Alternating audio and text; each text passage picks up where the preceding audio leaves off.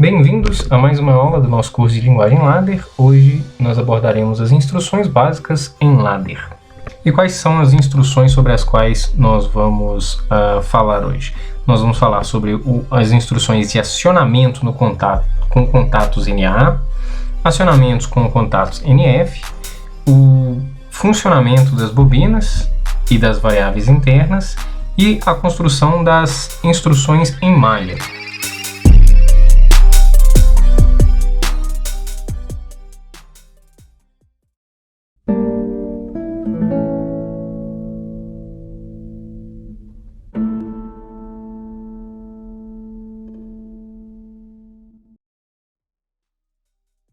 Muito bem, as instruções básicas em Ladder são a forma mais simples de se utilizar os elementos do diagrama Ladder.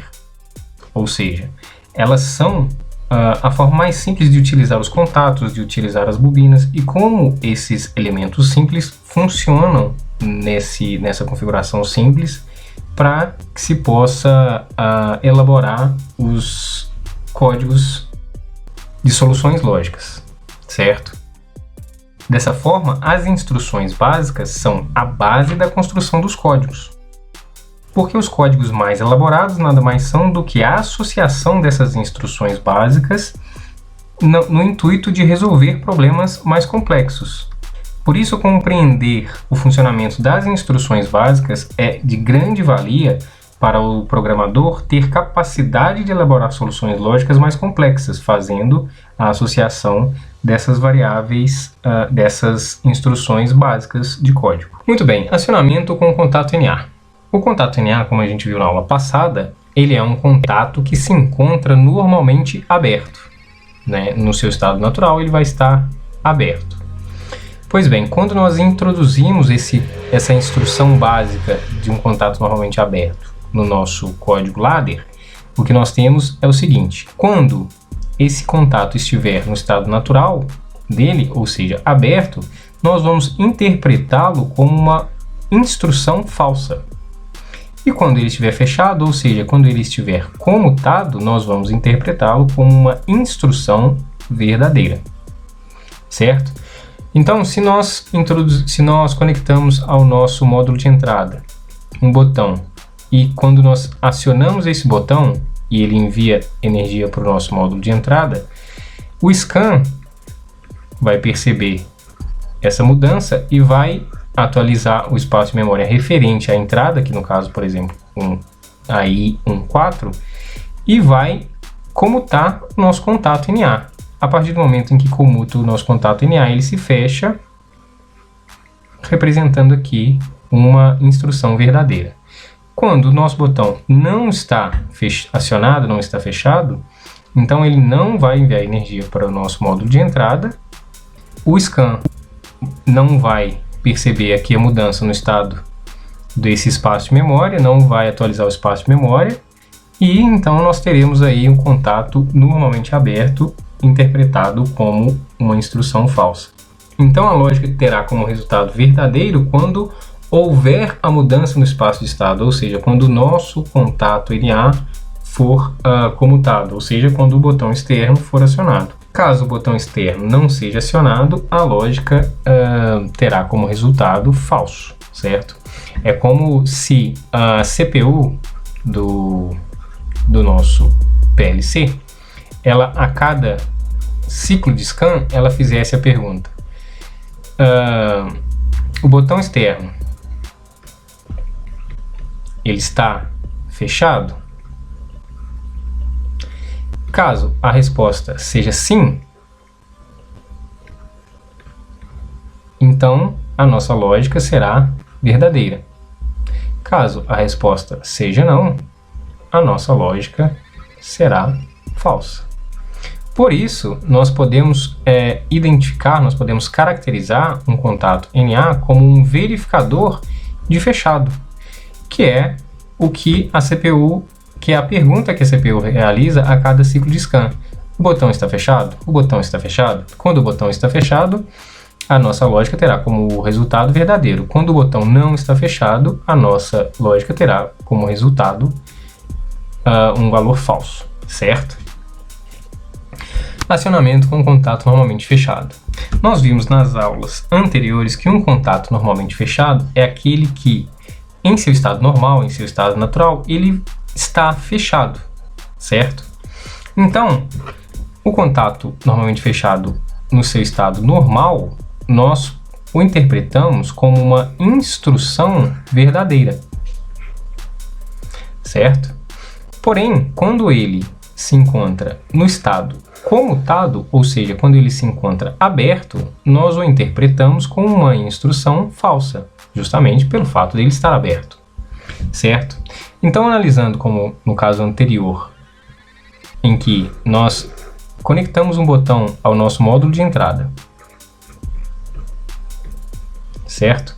Quando esse botão está acionado e enviamos energia para o módulo de entrada, no scan, na varredura de scan, a gente consegue ler que existe energia chegando ao nosso módulo de entrada, e então atualizamos o espaço de memória referente ao endereço do módulo de entrada, o qual está recebendo energia.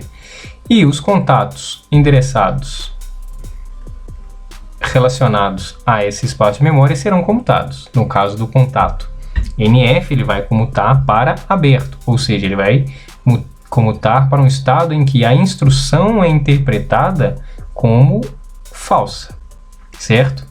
No caso de não estar acionado, ou seja, não está chegando energia do nosso módulo de entrada, não vai haver alteração do espaço de memória e o contato não será alterado. Então, ele se encontrará fechado, normalmente fechado. E nós vamos interpretar esse estado da instrução como verdadeiro, justamente porque ele está fechado. Então, a lógica terá resultado verdadeiro quando o botão estiver aberto, certo? Vamos analisar em relação, por exemplo, àquela pergunta que a CPU realiza a cada ciclo de scan.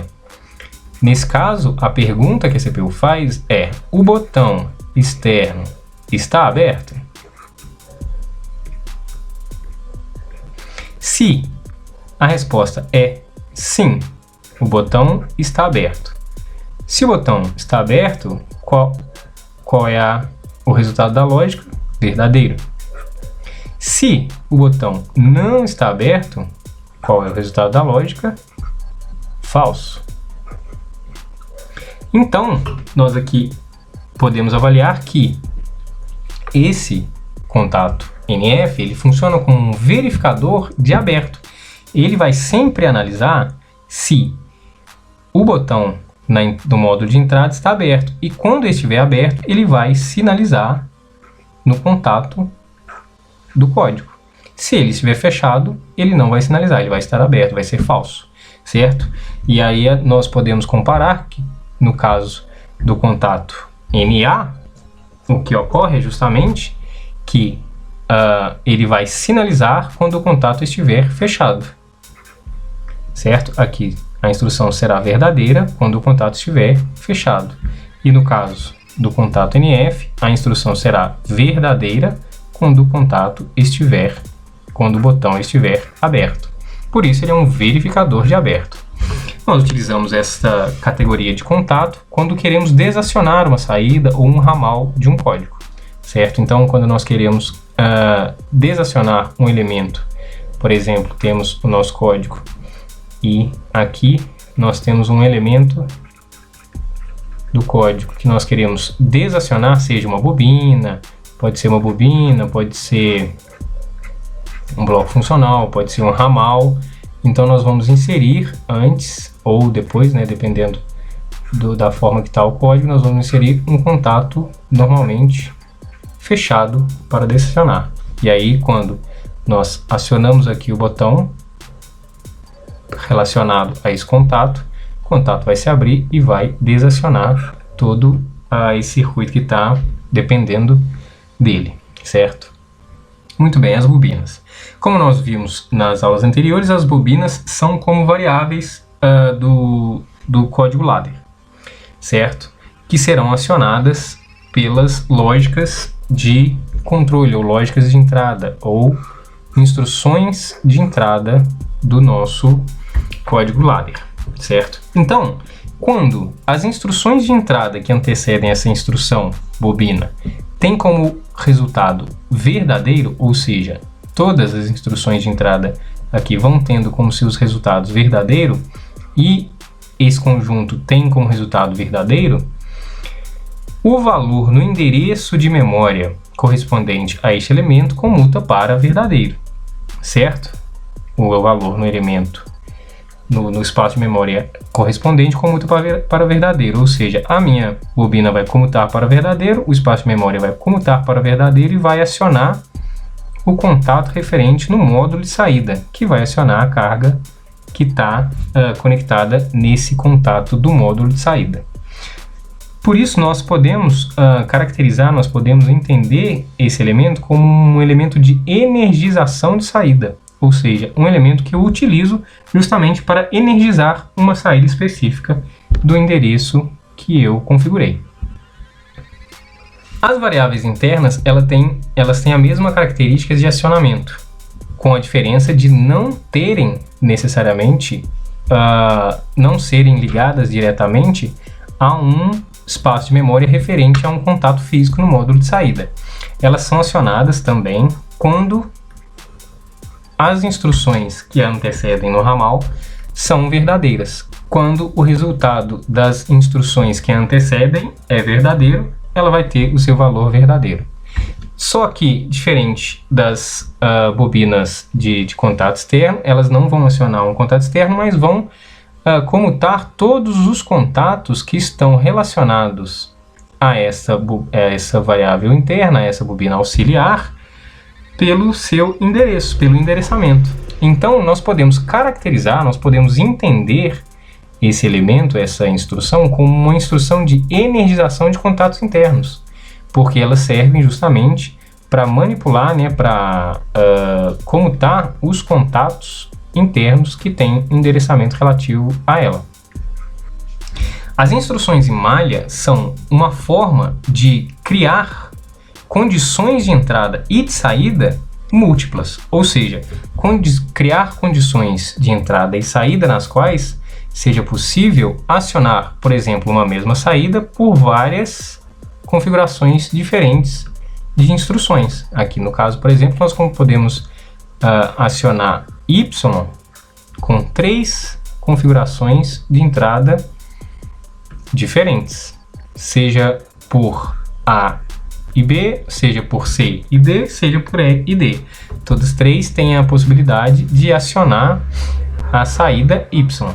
Assim como para as saídas, as malhas também permitem que um caminho lógico seja verdadeiro e possa acionar mais de uma saída ao mesmo tempo, que é o caso que nós temos aqui nesse exemplo, de que apenas uma malha, aqui no caso pela instrução A, consegue estar acionando uma saída C, uma saída E e uma saída Y, sendo que essas saídas podem ser, por exemplo, uma saída física, essa pode ser uma variável interna, essa pode ser uma saída física ou uma variável interna.